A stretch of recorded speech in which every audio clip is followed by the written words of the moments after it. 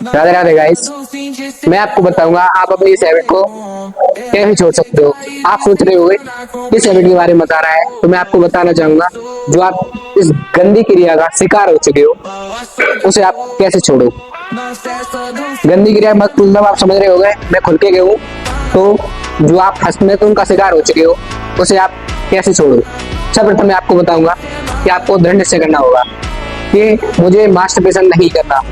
जब भी आपके मन में कोई गंदे विचार आते हैं तो उसे छोड़ दें और राधा राधा नाम जप करें।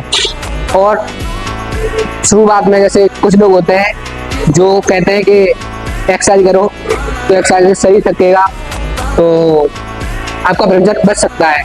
तो आपको मैं बता दूं वो कहते सही है, बट आप क्या करते हो, आपने जिम ज्वाइन कर ली, आपने जिम ज्वाइन की तो आप डाइट लेने लगते हो, अच्छे सप्लीमेंट लेने लगते हो, बट ऐसा गलत है क्योंकि आपको सर्वप्रथम जब हम यहाँ से यहाँ चढ़ते हैं तो हमें सीधा यहाँ आने की कोशिश नहीं करनी चाहिए, क्योंकि हमें सीढ़ी बाय सीढ़ी चलना चाहिए।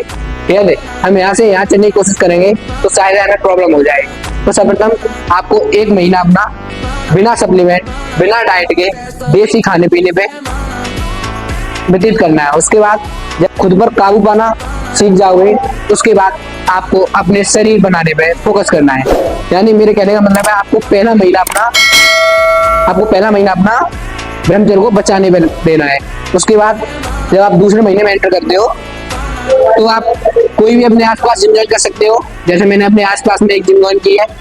उसके बाद आप अच्छी डाइट लो, अच्छा वर्कआउट करो एंड जिंदगी में अगर कामयाब इंसान बनना है तो आपको ये अपनी गलत क्रिया यानी कि हस्तमैथुन छोड़ना पड़ेगा। क्योंकि जो बच्चे आजकल मैं देखता हूँ तो आज की जनरेशन बहुत ही गलत विचारों में पड़ चुकी है।